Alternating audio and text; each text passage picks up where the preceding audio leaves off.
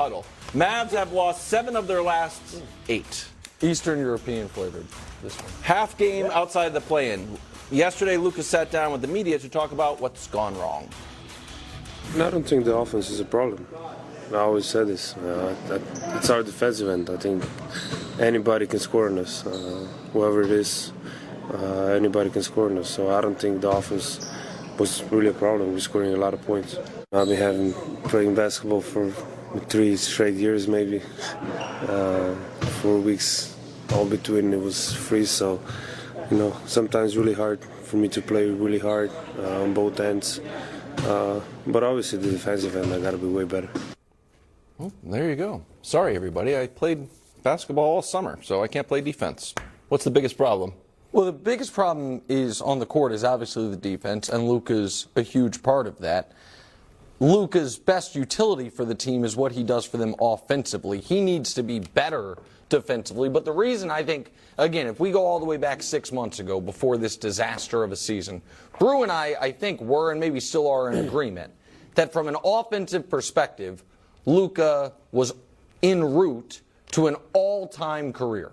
The reason you couldn't say, could he enter the GOAT conversation with a bunch of rings, those types of things, is because everyone on that level was either passable, like the worst defender of the 10 greatest players ever is probably Magic. And Magic wasn't it wasn't a turnstile repeatedly, right, but he was so good offensively you dealt with it. So Luka's got to own that. There's the Bill James quote, the worst teams have a tendency to blame their best players for their biggest problems. There's a bit of that going on here, but in the NBA that's kind of fair, because your best player is supposed to be able to elevate you, and you have to play both ways. But the biggest problem for the Mavs, in my opinion, is a front office that has failed at every turn. Because this team was the 4 seed, and they panicked. They could have, last year they had a team that made the conference finals, and they made the wrong decision on Brunson after making the wrong decision on him before, and a previous front office made the wrong decision on Kristaps, then panicked there, and then traded Kristaps for 30 cents on the dollar because they had to get off it.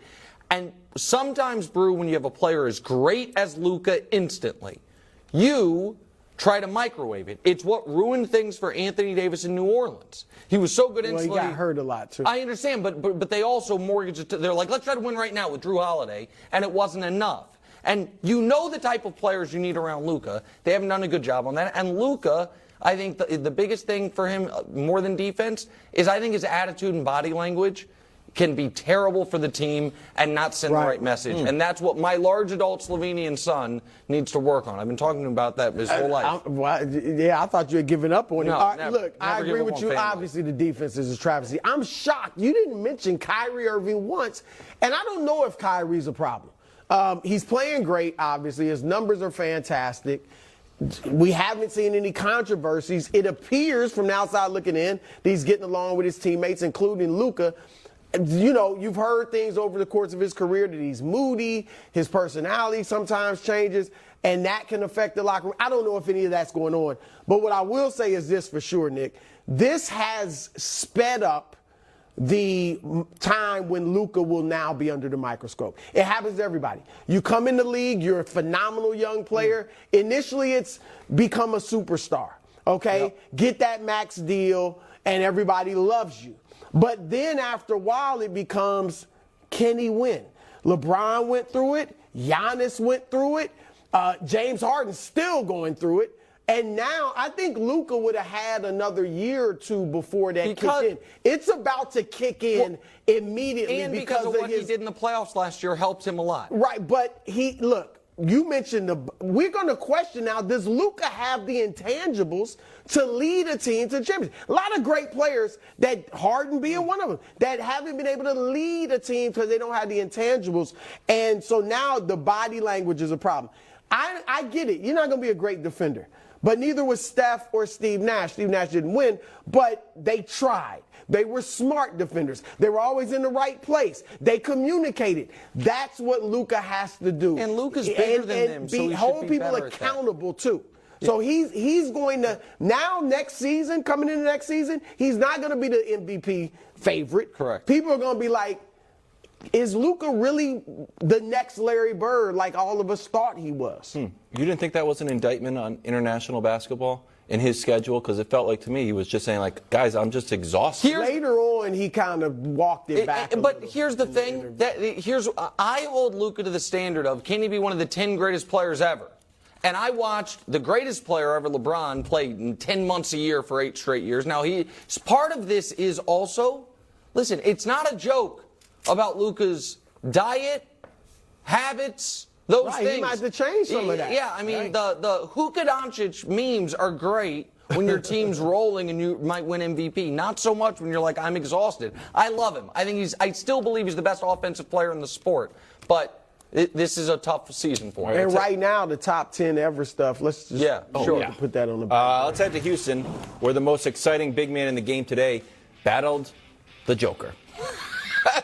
Back from missing his last 3 games, Joker goes for 14 points, 8 turnovers. Mike Malone called his team soft after the game, and he wants you to know it. Take a listen.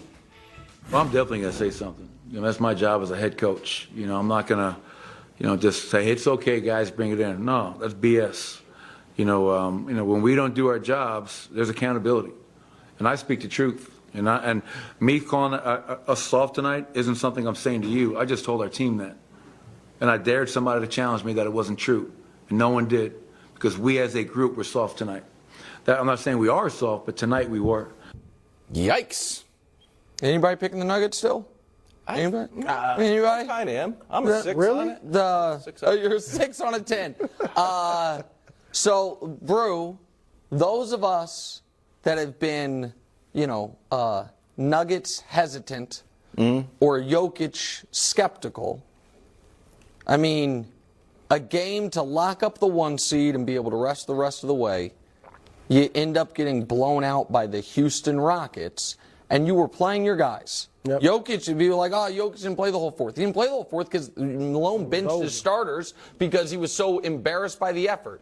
I don't understand. I understand this is supposed to be a Nuggets conversation. To me, it's always an MVP conversation when it comes to Jokic. I don't understand how you could watch Embiid, Giannis, and Jokic play last night. And I understand it's 1 game, but it is a snapshot. Say, yeah, that guy's the MVP. After what Embiid and Giannis have been doing throughout the season. So, I don't believe in the Nuggets. I think they're more likely to get bounced in round 1 if they get the wrong opponent than they are to make the conference finals. Yeah, I think they're in trouble. All right. Yeah, I mean, if they could get the Lakers in round 1. They could get the Warriors in round 1. They could get the Warriors. I mean, they could get the Clippers. Like, a lot of teams. Pelicans with Zion. Right. I mean, with Zion, they could be dangerous. So they I think, are in trouble. Jokic isn't soft, but that team is a finesse team that I think is all. Anytime you're not like really good defensively, you just don't have an intimidation factor. The Warriors, you said it. People look at them, they shoot the 3, they're finesse. Yeah, but they've been great defensively when they've won their championships, other than the super elite offensive team with Durant.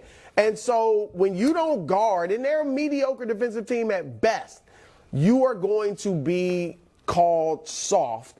And they're not intimidating anybody. Nope. 0% chance this was a wake-up call. I kind of liked it. Big loss headed into the playoffs. Here's what I'll say for Nuggets fans, just a little optimism. They have played well against the best teams in the league. That's right. They're 12-3. And they get the Suns. So they have Let's see them against the Suns, I think, tomorrow. A little bit so inspired. they're in a situation, they're going to have to do it for us to believe. Yeah. That's just as simple as that. I'm higher than a 6. I'm higher than